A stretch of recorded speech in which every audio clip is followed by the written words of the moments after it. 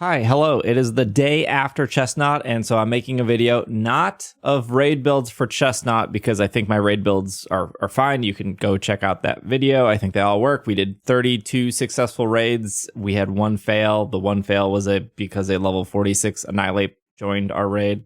Go figure, it was Annihilate. But today's video is to kind of recap Chesnaught in a way that applies to future raids. The whole point of today's video is to really showcase damage and status type moves and why or why not they would be beneficial. So again, if you've already beaten Chesnaught, there's still a lot of value you can get out of this video, and I hope you stick around because I crunched a lot of numbers. It's 3 a.m. when I'm recording this. I spent an hour crunching some numbers. I really hope you enjoy this video. But before we get to the numbers, because there's a lot of numbers, and I promise I'll make it easy for you, I just want to talk about the move Worry Seed. I knew this was going to happen. I knew people were going to not actually watch my video or not actually read the little one-sentence tip that I provide on my graphics. And they were going to look at it and say, Chesnaught's ability is bulletproof. Energy Ball doesn't work. These are bad builds, and like move along without seeing that multiple Pokemon in my videos and on my graphics and in the description of my videos and the description of my graphics and in our Twitch streams, we talked about the move Worry Seed, and multiple Pokemon had Worry Seed. Worry Seed is a really cool move, and it's a grass status type move that changes the target's ability to insomnia, which means they can no longer be put to sleep, but they will lose their original ability. And why I wanted to talk about that just for a second is this can be applied to 5-star, 6-star, future 7-star raids. It's a really cool move that can, if the ability is something that is threatening to you, you can just remove it. Now, I did see one person on Twitter say, like, I didn't get Insomnia to work. I don't understand why it was working. Because Insomnia is a status type move, status type moves do not work when the raid shield is up. This has been a thing since day one.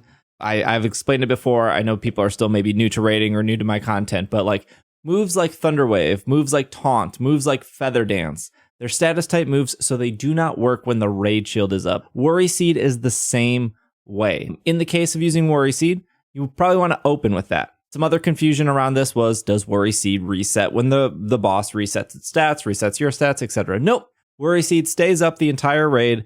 It is just like Focus Energy. If you've ever done a 6-star Annihilate raid, or you played against the 7-star Samurott, once Focus Energy is triggered, it will stay up for the entire raid until the raid boss dies, and then it's dead. Or you can do that. You can put Focus Energy on yourself, and it will stay up, even if the raid boss resets stats, until you die, and then you will have to reset it. So the reason we're running Worry Seed, or we did run Worry Seed for this specific raid, is to get rid of Bulletproof so we can use moves like Energy Ball or Acid Spray. Obviously, Acid Spray is very powerful, and Energy Ball is a consistently good grass type special move that hits pretty hard because in this case, Chesnaught's special defense is much, much, much lower than its physical defense. So we want to use that. And to clear up some things with the raid shield, you are probably able to see sometimes the raid boss does get paralyzed when the raid shield is up. And you just said, well, Steve, Thunder Wave doesn't work when the raid shield up. That's true because Thunder Wave is a status type move. But if you use a attacking move like Nuzzle has a 100% chance to paralyze, but it also does 20 damage. I know that's a little weird to think about, but like this is why moves like Acid Spray are so good, because Acid Spray damages the Pokemon and then the secondary effects happen. So status type moves, Thunder Wave, Taunt, etc., bounce off the raid shield, they don't work. But if the secondary effect is to paralyze or is to lower stats, but the main move is a damage dealing move, that will work. That leads us into Apple Acid, which is the signature move of Appletun. So when I was planning out these raid builds a week ago, I figured that Appletun would be one of the better Pokemon to use against this raids for a couple reasons. One, I figured that Chesnaught would have Earthquake. It did. And I knew that a grass-type Pokemon setting grassy terrain would have the damage of Earthquake. So it's a really cool thing about grassy terrain. Is it takes Earthquake's base power of 100 and cuts it down to a base power of 50. And that's it's really great. It's a really good benefit of grassy terrain. Grassy terrain does that on Magnitude, Bulldoze, and Earthquake. The other great thing about Appletun is its signature move, Apple Acid, which would lower the special defense of any raid boss, in this case Chesnaught, by 1 stage. and that would work through Raid Shield. Appletun also gets access to Reflect, which is a really great move in raids. As long as the Pokemon is physical, Reflect is going to reduce the amount of physical damage coming through.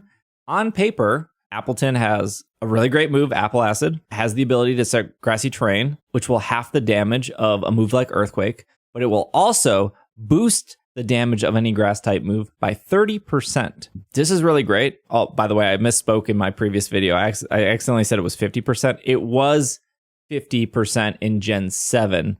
They nerfed it to 30% in Gen 8. And you have to scroll kind of far down on Bulbapedia to see that it was updated from 50% to 30%. So I apologize, I misspoke.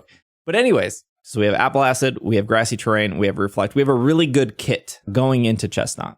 And on top of that, we have no apparent weaknesses. I calculated the HP EVs and the defense EVs to make sure that we could survive multiple things. We also are using Citrus Berry Ripen, so that's good. None of that matters. I guess we're getting to the damage part. So I'm going to simulate a couple turns here. So we have an Impish Rock Chesnaught. That's what we ended up fighting. Again, Chesnaught doesn't really matter. We can apply this to multiple Pokemon, but we're using Chesnaught for this example. And then we're going to just have modest 252 special attacking Pokemon. I'm going to have 4 sets here, and the first one's going to be Appletun. These charts are to kind of show, well, I guess we'll get into it.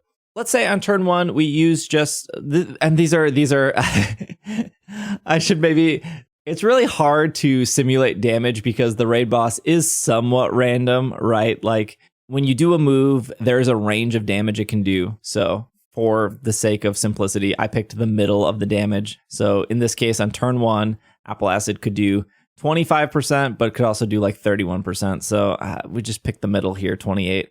And so the great thing about Apple Acid is it gets stronger every turn. So in 8 turns, and I'm going to use 8 turns because when I did like 30 Chesnaught raids last night, the raid was always done by turn 8. Obviously, it might have taken you longer, especially if you're a solo player. But I did every raid with a group, and they were all wildly successful, except for that one Annihilate player, whoever you are. As you can see, Apple Acid gets stronger every turn. On turn 1, we're doing 28%. On turn 2, we're doing 42%.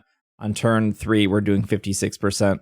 Now, the raid boss has obviously more than 100% health because its health bar is, I think, times 25 or times 30. I think for Pikachu, it's like times 50.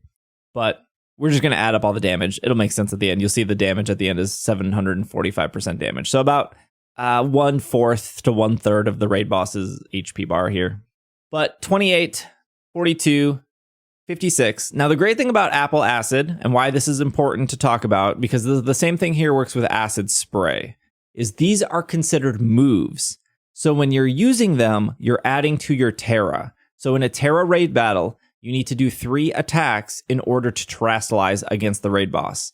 And so on turn 4, not only have we lowered the raid boss's special defense by -3, we can now terastallize, which will boost our damage output. We are doing even more damage on top of continuing to lower its special defense. So after turn 8, and being able to terastallize by turn 4, we are doing 745 damage. That is no attack cheers. That is no held item. That is just our single Appletun doing its thing. Now you can imagine if you have teammates that are also special attackers, they are benefiting from your Acid Spray as well. Imagine your teammate using Nasty Plot. While they're boosting themselves, you don't see the benefit of that. So that is why, if you've watched any of my content, I lean very heavily into moves like this. Because if I use Acid Spray, I'm ultimately giving my entire team a free Nasty Plot instead of all 4 of us hitting the turn Nasty Plot at the same time. Does that work? Yeah, sure. It totally works. But me doing 3 Acid Sprays gives myself ultimately 3 Nasty Plots, but also gives my 3 teammates 3 Nasty Plots as well. And that gives your teammates 3 moves each. So they have 9 different things that they can do that are not Nasty Plot. I don't know how else to explain that. It's just really powerful. And Apple Acid is really powerful here too. I want to take this and move on to our second Pokemon. Our second Pokemon here is Gholdengo. Gholdengo was talked about a lot before Chesnaught. And my main worry with Gholdengo is it's weak to ground type moves. And if Chesnaught has Earthquake, that would be really bad, especially if Chesnaught bulks up and then uses Earthquake. Let's go through Gholdengo because we want Gholdengo to, again, this is just 252 special attack Gholdengo. Obviously, Gholdengo's special attack is a bit higher than Appletun's. When I say it's a bit higher, it's 32 points higher. Actually, it's a lot higher.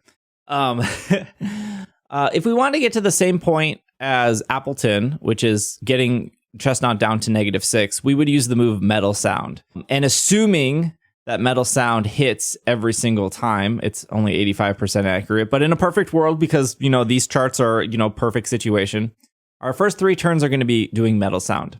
Now on turn 4, we can start, we're just going to use Flash Cannon. I know we could do Make It Rain, but that's going to lower our special attack. We could do Nasty Plot, Make It Rain, but again, we're trying to simplify. Promise this will all make sense. I know I can already hear the keyboards typing of like, well, I used Make It Rain. I know Make It Rain is great. It really is, but I didn't want to do like 25 turns of damage calculation. That's a lot of numbers on screen.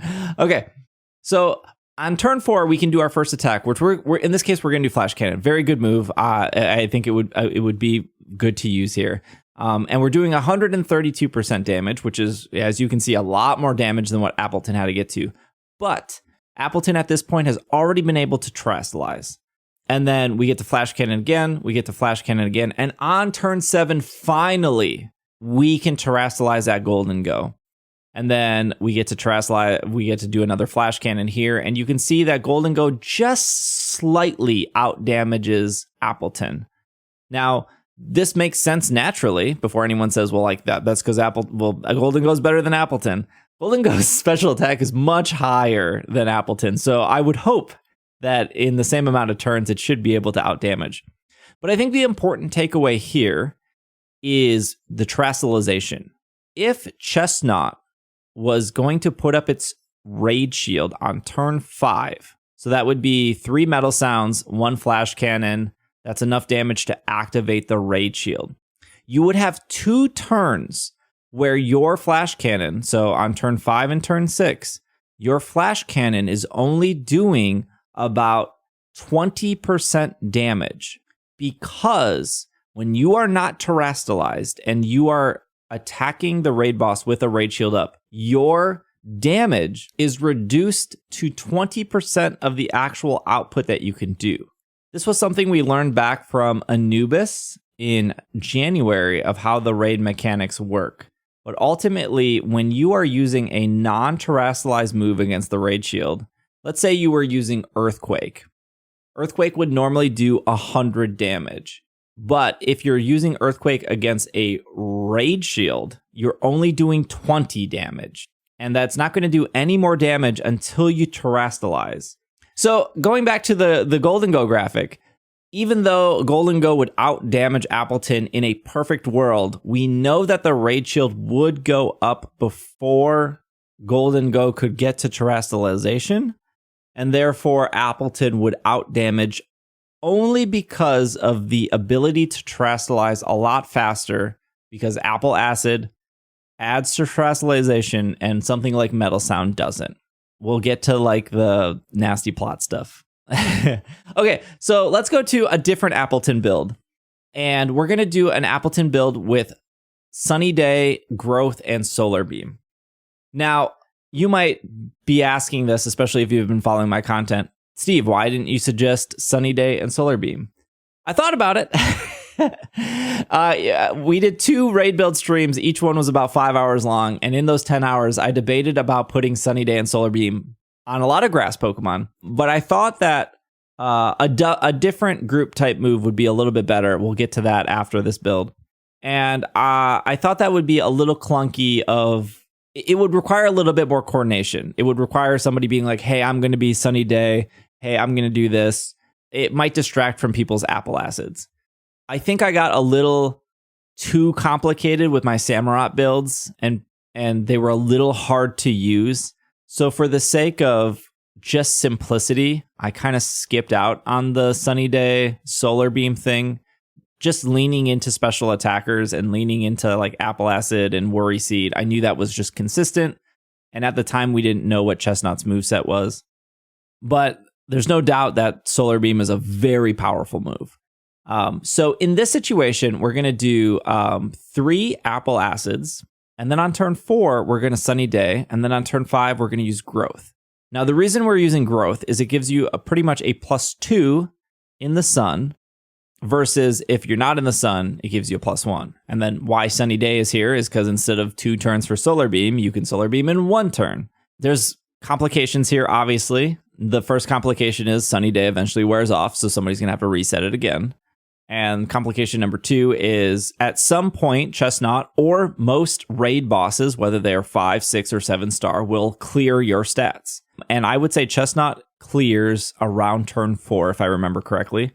If you have people nasty plotting or growthing, that's weird to say, using growth right before Chesnaught clears because they're not paying attention or they're new or this is their first raid or they didn't know, that stat is going to get wiped. So again, these are like in a perfect situation kind of world if you're doing this, but you can see the damage. It speaks for itself. We use Apple Acid 3 times. At this point, Chesnaught is -3, not -6, just -3. We use Sunny Day. That lasts 5 turns. So by turn 9, it's gone because the turn it's being used counts as a turn. We use Growth. It gives us a +2. And then we can Terrasilize. And then Solar Beam 3 times. And at the end of that third Solar Beam, Sun would go away. And we're at a whopping 966 damage. So even in a perfect world for Gholdengo, our little apple pie out damages it by quite a bit, honestly. Now, the takeaway here isn't like, oh, go quickly change your Appletun raid build to put Sunny Day and Growth and Solar Beam on. I mean, you could if you want to play that way. Totally viable.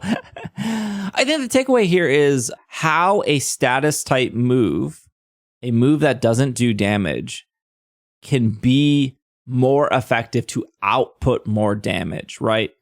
You can do the brute force of I'm just gonna do Apple Acid 8 times in a row, and it works, right? As you can see from the damage. But I think some players who haven't EV trained or IV trained or used bottle caps before might be in a mindset of, well, I just should attack. I think we all see this online with randoms.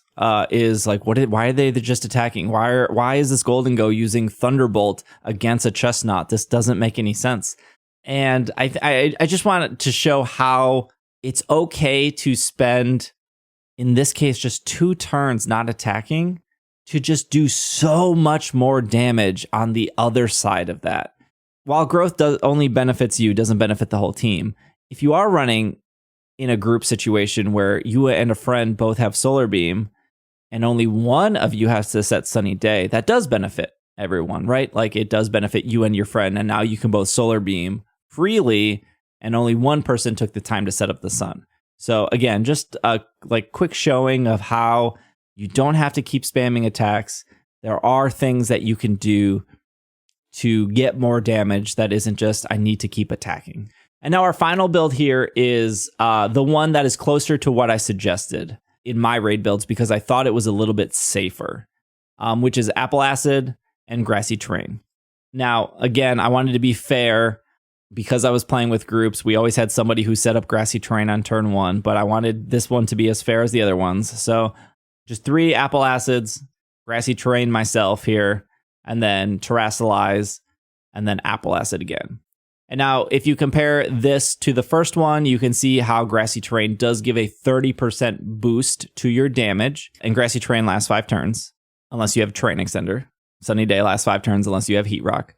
And you can see here that Appletun with Grassy Terrain does out damage the first Appletun, even though it took 1 turn not to attack, but to set up a terrain in this case. So again, this is to piggyback off the Sunny Day and Growth Appletun, that a move like Grassy Terrain is not only beneficial for you, because you do more damage here, that's very apparent, but it's beneficial to your whole team. Grassy Terrain is going to give a 30% boost to the Appletun using Solar Beam, to the Go-Goat using Energy Ball, to the Lurantis using Leaf Storm with its contrary ability.